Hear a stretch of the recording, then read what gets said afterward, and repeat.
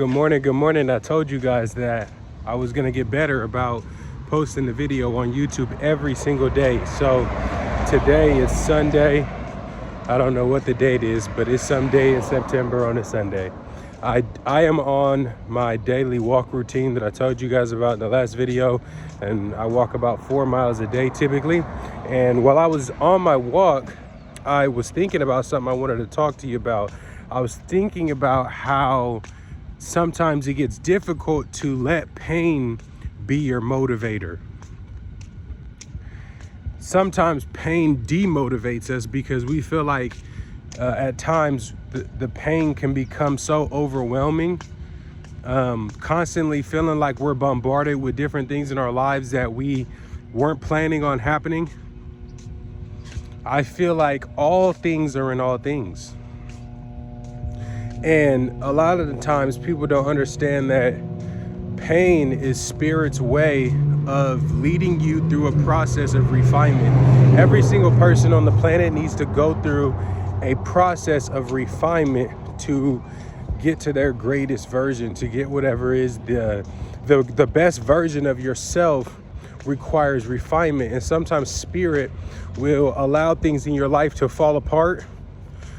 Spirit will bring pain into your life where you're confused. But most of the time when we feel betrayed, when we feel lied to, when we feel cheated in some way, a lot of the times I notice that comes from having false expectations or illusions around what is actually happening around us. And the pain comes from us, feeling overwhelmed by the fact that we were not in the knowledge or we were not aware of things that were happening. And we attach our ego to the things that people do to us, the actions that people take towards us that hurt us. We will use our ego to essentially attach ourselves to their actions. What other people do to you is not your problem. Like, it is your problem, but it's not your problem to feel like, oh, I must have done something to this person. What did I do to deserve this? A lot of the times you didn't do anything to deserve this, because people are dealing with their own demons.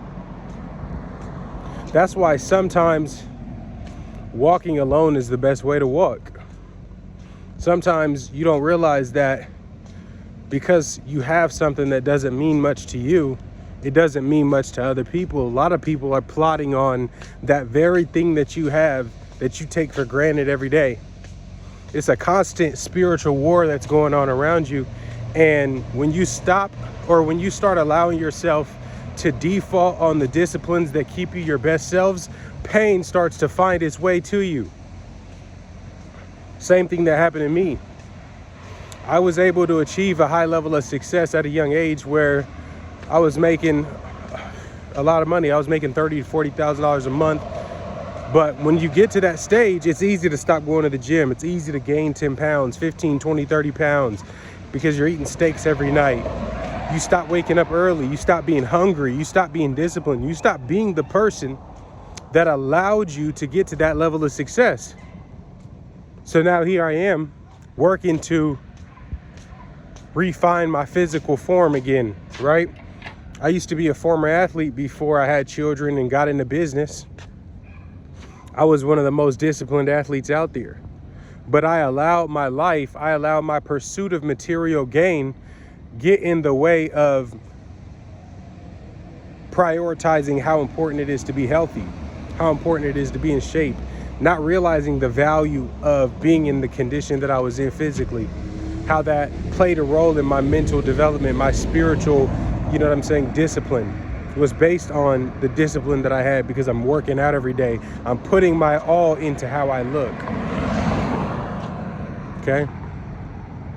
So with that being said, I want you to allow your pain to be your motivator. It's so easy to be a victim. It's so easy to look at your situation and essentially blame your parents, blame your circumstance.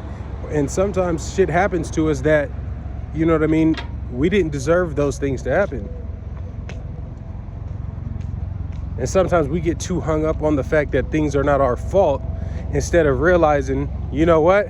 Had I been remaining on my discipline, that would not have been able to hurt me the way that it hurt me.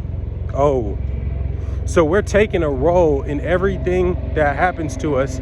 We allow it to some degree. And so by making ourselves conform to a discipline of sharpness and being willing, hold on one second, there's a helicopter going by. Being willing to be alone empowers us to be our best selves. So as much as we want to avoid pain, sometimes we don't realize that pain is the very thing that is going to allow us to be the person that is going to be capable of taking our family's name to the next level, taking our legacy to the next level. Those things, what if those things are based on pain? What if you have to hurt every single day to get to a place in your life where you make a name for yourself, where you make your family proud, where you're proud of what you are and what you look at and what you see in the mirror? Okay? Think that over, huh? So, the reason I said all of that, though, is as I'm reflecting and essentially starting my life over from scratch, I can now take into account those painful lessons, and I can now not allow those things to deter me in the future from getting where I want to be. Now I have to work twice as hard because I don't have as much time as I had before. Dirty 30 started working on me. Now I'm 28 years old. I'm looking at life a little bit differently than I saw it when I was 21. So I believe that because things were not built on a solid foundation in principle, in spirit, right? I was not spiritually aligned when I built my first empire. So God made me start over. God might be asking some of you guys to start over. God might be asking some of you guys to let some things go. Spirit might be telling you that it might be time for a breakup. Spirit might be telling you it's time to move out of your hometown. Spirit might be telling you that it's time to let go of a job because there's a greater purpose that's out for you. But if you're willing to deal with the pain of overcoming the adversity that's going to come with getting to the next level, that might be the only thing stopping you, your fear. Because you're afraid you might fail. You're afraid that you might run out of money. You're afraid that there might be some things that you have to learn that you don't know already. So a lot of the times we'll let ourselves get into a pattern where we are afraid to grow, because if we grow, we know that we're going to have to change to grow. One of the hardest things for me in taking this step forward and saying, you know what? I want to be an artist. I want to be an author. I want to be a free spirit. I want to be someone who can earn a living from the conscious value and the overall value and vibration that I'm adding to the planet. That might require that you separate yourselves from some of the people you care about the most. Ooh. So what if spirit moves you to say, I have to move away from people that I love so dearly so that I can develop to a greater capacity, so I can be of greater value to those people at a later point in life. And if life requires you to do that in order to be your best selves, are you going to answer that call? So, hey, I'm never too proud to say when I need help. I'm never too proud to say I don't need to work on something. If you're that person that needs to lose 10 pounds, hit the gym today, right? Go on a 4-mile walk. If you feel like you can't go to the gym and lift weights, you're super out of shape, you're embarrassed, whatever it is, I dare you to just take a step today. Will you take a step for me today in the right direction? Because just a few months ago, I was 40 pounds heavier, depressed, on the brink of suicide, thinking about my father who recently had committed suicide, thinking about the stress, the family stress, the business, the stress of trying to run a business every day, trying to uphold a standard and an expectation that people have of me and what I'm supposed to be and what I'm supposed to represent and what success looks like and how that's supposed to be represented and what car I need to drive to be important and all these different things. And you might realize that by letting go of all of these external things,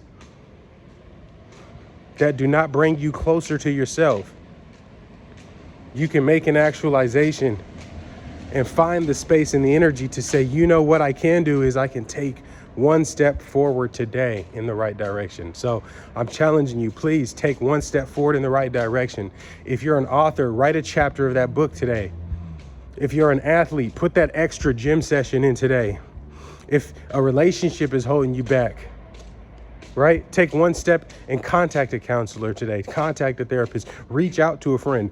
Take one step towards yourself today. Let go of something that no longer serves you today.